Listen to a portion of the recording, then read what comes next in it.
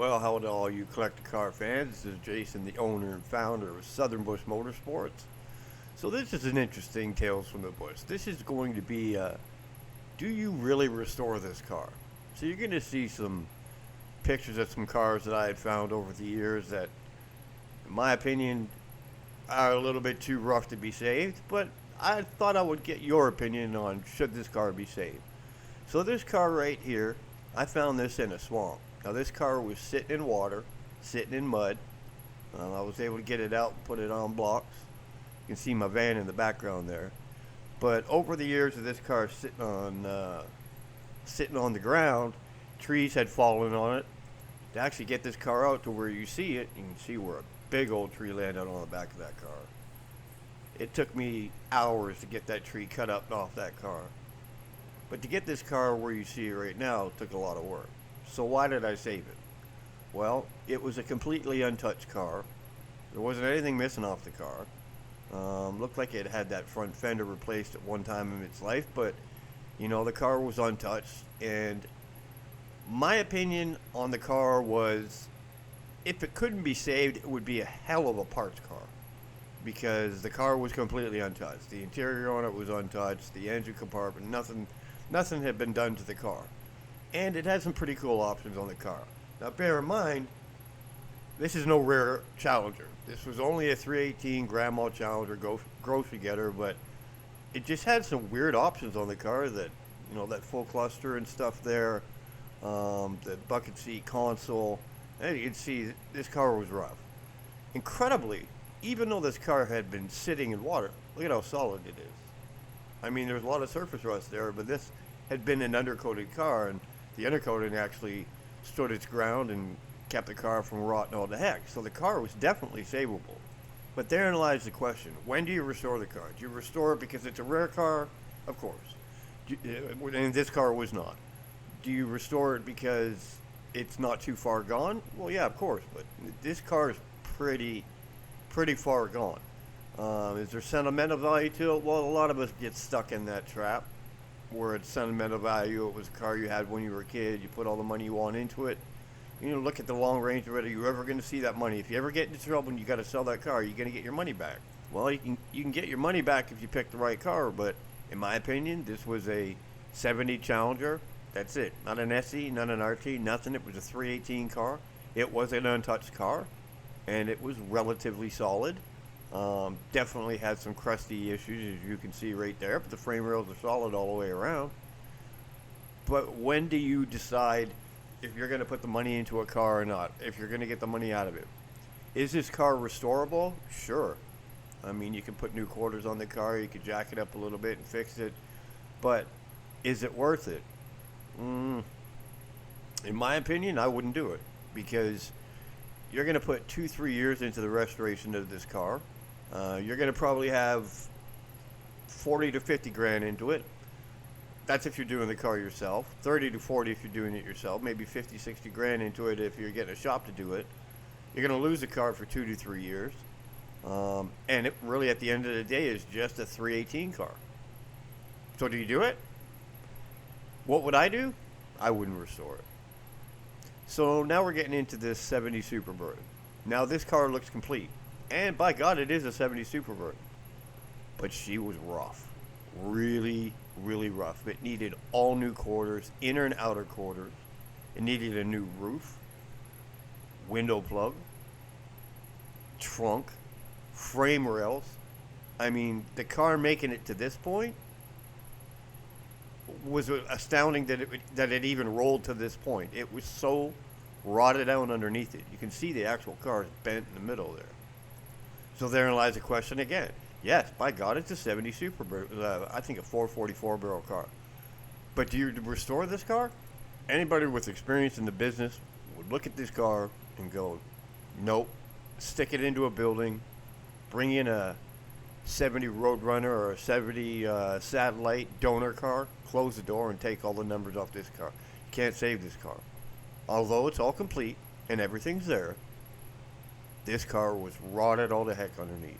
I know it doesn't look like it, but you put 1 foot on that floorboard, you're going through. The carpet's the only thing you see right there. But it's an untouched car.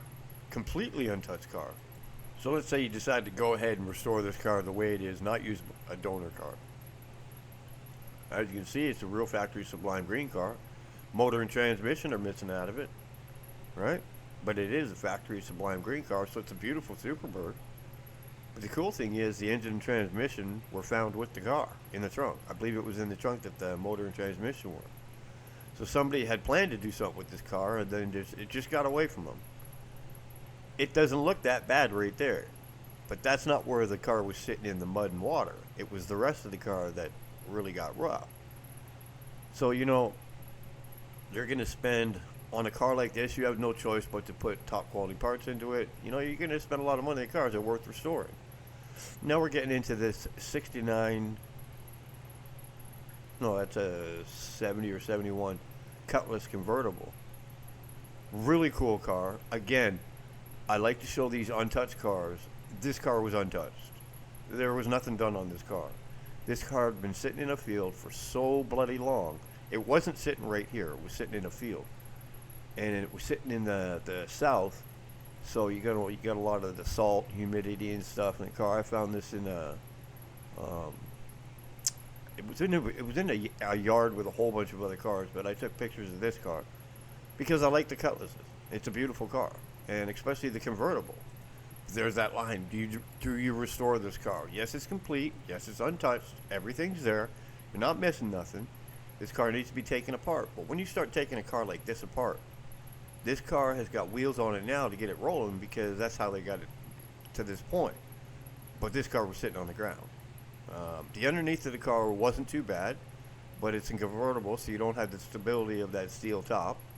And you can see the quarters and stuff aren't too bad on it, but there was, you know, some issues with the frame, and you know, these cars rolled down the assembly line. The frame went with them, and then the body sat on top of them.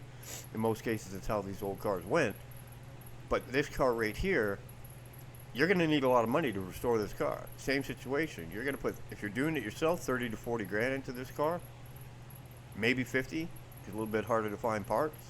And it wasn't like a 455 HO car or anything like that. It was just a 350 rocket car, if I remember correctly. And she was rough. A lot of rust repair. And that's where a lot of the money goes into, is the rust repair. You start taking these cars apart and get them acid dipped so you can get it back to where you can work on it. And that acid takes up a lot. And it removes a lot of the metal. And it gets you down to where you want to be, but it's a tough call. It's something that requires a lot of experience. That's why you shouldn't, if you don't have experience in restoring a car and you think you're just going to send this car to a restoration shop, you're going to get sucked right into that trap. That trap where you're just going to keep getting those calls. We got to replace this. We got to replace that. So in my opinion, would I restore this car? Well, man, I'd really want to. Look at how rotted out that seat is. So rotted out, it actually fell back on its own. So that means that the bolts are rotted underneath for it to fall back on its own. You probably got some pretty serious issues there. Would I put the money into this car? Unfortunately, no, I wouldn't. I wouldn't restore this car. I don't even think it could be used much as a parts car, but it would be a shame to have what was a beautiful car like this just go to waste. But there's that really horrible line you have to draw on when you do or don't restore a car. And in my opinion, other people are going to see it differently. I just wouldn't put the time and money into this car and restore it. It's just, at the end of the day, you're going to have 75, 80 grand in this car, and you're never going to get that money back out. It would take way too long for this car to bring value around in the market. And look at that interior, man. So untouched, so cool. But I couldn't see myself putting the money into this car because you're just never going to get it out. You know, even if you started that car today, you're going to lose it, like I've said before, 2 to 3 years. You're going to have 40, 50 grand into this car. Are you ever going to see that money back? There's no chance you're going to see the money back on that car. If it was like your grandpa's car or something like that, okay, go for it. But like you can see, the engine, I mean, it really looks like it was a flood car, to be honest with you. The way that engine is, somebody's taking that thing apart. But you know, that motor's probably locked up. You're talking about a whole extra cost on having that thing totally rebuilt, which you got to do anyways. But That's one of the tough things about restoring these classic cars. It's like they don't all go to the restoration shop looking beautiful, looking solid, and complete, stuff like that. Sometimes if you find a rare car that you want, they end up looking like this. So if this can help somebody in the future, I mean, I know I would pass on restoring this car because I know the value of the car when it's completed. I know how much money it's going to take to get it completed, to get it restored, and it just doesn't have the rarity value. Now, maybe 20 years from now, when there's just no more of these cars out there that can be restored, you might be able to do it. Well, I appreciate you coming by and checking on another Tales from the Bush, and I hope this might help somebody in the future. And don't forget to like and subscribe.